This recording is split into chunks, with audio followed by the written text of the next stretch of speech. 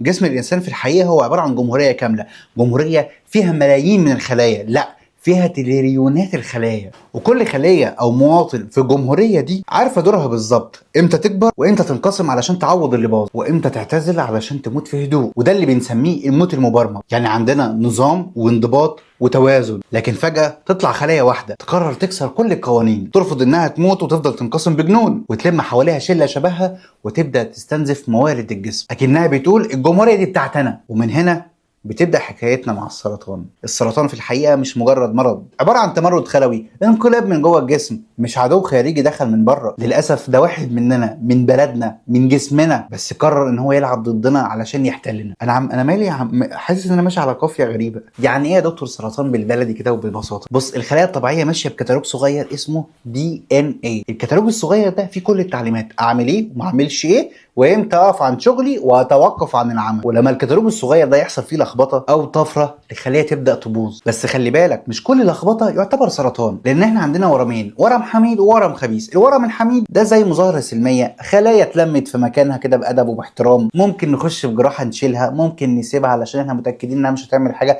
لانها طيبه وغلبانه في نفسها. وعندنا بقى ورم خبيث. الورم الخبيث ده هو السرطان، هو ده المرعب. عباره عن عصابه محترفه، مش بس بتكبر، دي كمان بتبعت جواسيس لاخر البلد، بيطلعوا على الطريق الدائري اللي ماشي فيه الدم او اي جهاز لمفاوي بيعدي جنبهم، ويوصلوا لمحافظات تانية وحدود البلد ويحتلوا البلد بالكامل. وده اللي احنا بنسميه الانتشار. وللاسف هي دي اخطر مرحله في القصه كلها. طب هو السرطان ده جديد؟ اصلا مش سمعناه عن جداتي ولا عن جدي ولا عن مين. وهنا النقطه اللي بتفاجئ ناس كتير، وهو ان السرطان مرض قديم جدا، وهو مش مرض العصر، ولا هو بسبب الواي فاي، ولا بسبب الموبايل، ولا بسبب الكلام الجميل ده كله. دي صوره لعظمه قدم انسان من اسلاف البشر من حوالي 1.7 مليون سنه. العظمه دي فيها اثار ورم سرطاني واضح ومؤلم. وفي برديه مصريه قديمه من الاف السنين بتوصف حاله مريض يرجح جدا انه كان سرطان، والكاتب بعد ما شرح طرق علاج امراض كتير جدا وقف عند الحاله دي وكتب: لا يوجد علاج لهذا المرض. وللاسف الناس فاكره اليومين دول ان السرطان هو مرض جديد. طيب هي ليه الناس فاكره ان السرطان هو مرض العصر او مرض حديث؟ عشان ببساطه الناس زمان ما كانوش اصلا بيوصلوا للعمر الافتراضي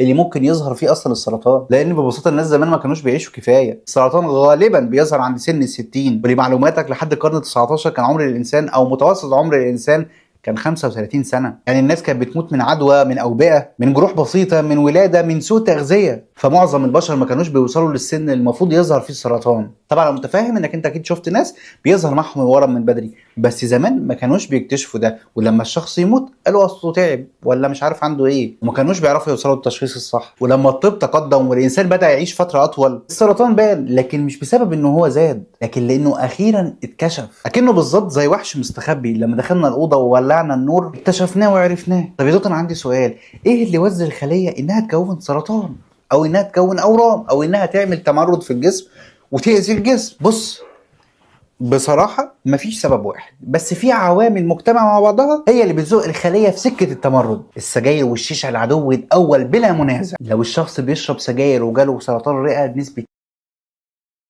السموم بتدخل كل خلية في الجسم وبتدمر الكيمياء بتاعتها. الأكل المصنع والدليفري والدهون واللحوم المصنعة والزيوت المهدرجة كلهم بيعملوا التهابات مزمنة، والالتهاب يعني أرض خصبة للسرطان. ومعانا عامل للأسف وهو عامل الوراثة، وللأسف إحنا أحيانا ممكن نورث كتالوج غلط او كتالوج فيه طفره، زي بعض سرطانات الثدي والقولون. قول لي البيئه اللي انت عايش فيها ازاي؟ الاشعاع اللي انت بتنام عليه كل يوم ايه وضعه؟ شمس من غير حمايه، كيماويات بنحطها على بشرتنا وبنحطها في اكلنا اللي بقى عباره عن مواد مسرطنه. مشكلتنا الاساسيه مع السرطان انا وانت واحتمال كبير ان اغلبنا هيجيله سرطان، وانا واحد من الناس اللي هيجي لها سرطان، لان انا عندي عوامل وراثيه بسم الله ما شاء الله. عيلتي الله اكبر عليها بسم الله ما شاء الله عليه، ربنا يبارك فيهم ويحفظهم لي يا رب. وده هيخلينا نسال نفسنا سؤال، طب انت يا دكتور ابراهيم هتكتشف ازاي انك انت لا قدر الله في يوم من الايام هيصيبك السرطان؟ لا ما اقصدش ان هو اصابك فعلا وبدا يظهر عليك عشان نعرف نتدخل ونعالجه او نشيله او زمان السرطان كان بيستخبى لحد ما يفتري على الشخص، لكن النهارده التكنولوجيا بقت رادار للموضوع. الاشعه المقطعيه والرنين بتحدد مكان العصابه وبتحدد حجمها. لا وكمان مش بس كده، وعلاقتها باللي حواليها. المسح الذري اللي هو بيت سكان بيكشف لك الخلايا اللي بتاكل طاقه زياده، وبتعرفك ان دي خلايا سرطانيه، دي جعانه يا عم عماله تاكل في الاكل كله. كله. وعندك نوع ثالث وهو العينه دي بالنسبه لنا هي كلمه السر. ناخد عينه، نحدد العدو، نحدد علاج مناسب للعدو ده، نخش نفرتكه. طب احنا هنخش نفرتك العدو ده ازاي يا دكتور؟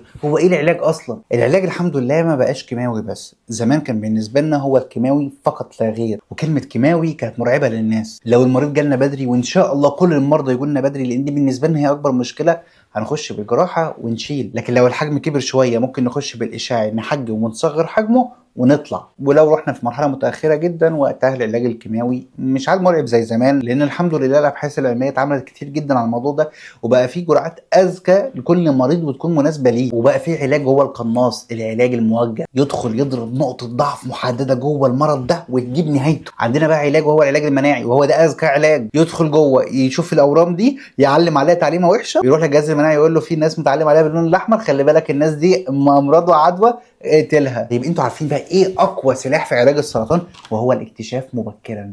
مفيش حاجه افضل من ده. لو نفس السرطان في نفس الشخص، في نفس العيله، في نفس الاسره، في نفس البيئه، بس اكتشفنا مع اختلاف توقيت، يعني ده اكتشفنا بعد شهر، ده اكتشفناه بعد سنه، ده اكتشفناه بعد 4 سنين، لان الباشا كان بيلف على الدكاتره، فالدكاتره فاكرين ده الم في المعده فبيدوا له مسكنات، وده كان سرطان بينتشر. بس الدكتور كان مكسوف يقول له للمريض معلش يا فندم هنكلف حضرتك 800 جنيه ولا 200 جنيه علشان نعمل اشعه ونطمن على بطن حضرتك. عايز اقول لك ان نسبه الشفاء للناس اللي بنكتشف عندهم السرطان بدري بتصل من 90 ل 99% من العلاج الناجح. انا مش بقول لك 80، انا بقول لك من 90 لو اكتشفنا السرطان في اول مرحله نسبه شفاء بسم الله ما شاء الله مضمونه بنسبه 90 ل 99%. طب لو احنا اكتشفناه متاخر للاسف النسب دي بتقع. علشان كده بالنسبه لنا الاكتشاف المبكر مش رفاهيه، هو عباره عن حياه او موت. انا واحد من الناس مؤكد بنسبه 90% هيجي لي سرطان في يوم من الايام. انا اخاف على نفسي ازاي؟ تصاحب الخضار والفاكهه وجميع الوانهم لانها عباره عن مضادات للاكسده وبتصلح الدي ان ايه. اتحرك، الرياضه بتنظم الهرمونات وبتقوي المناعه. ابعد عن السموم البيضاء، السكر والملح هتزودهم عن اللازم لطبيعه جسمك، هيحصل لك التهابات. وانا لسه شارح لك في الفيديو التهابات يعني ارض خصبه للسرطان. اكشف بدري عند الدكتور. اي حاجه غريبه او اي عرض غريب ظهر عليك بالنسبه لك روح للدكتور، معلش يا دكتور ممكن تكشف عليها وتطمني، بس بعقل وحدود. مش تخش في هيس تقول انا عندي سرطان مش عندي سرطان، ما تشغلش بالك كتير. السرطان ما عادش بعبع زي زمان، ما عادش مرعب. في كتير من المحاربين الحمد لله اللي دخلوا وخدوا الاوراق الكيماوي ولا الاشعاع المناسب ليهم والعلاج المناسب ليهم اللي مشوا عليه لمده سنه او سنتين، واغلبهم خفوا الحمد لله ورجعوا لحياتهم الطبيعيه وبقوا اقوى من الاول كمان. والله العلم كل يوم بيتقدم خطوه علشان يخلي المرض ده من حكم بالموت او الاعدام لمجرد ان هو ذكرى. وخليك فاكر دايما قوتك في وعيك وصحتك هي راس مالك الحقيقي. انا دكتور ابراهيم عادل وربنا يحميكم ويحفظكم.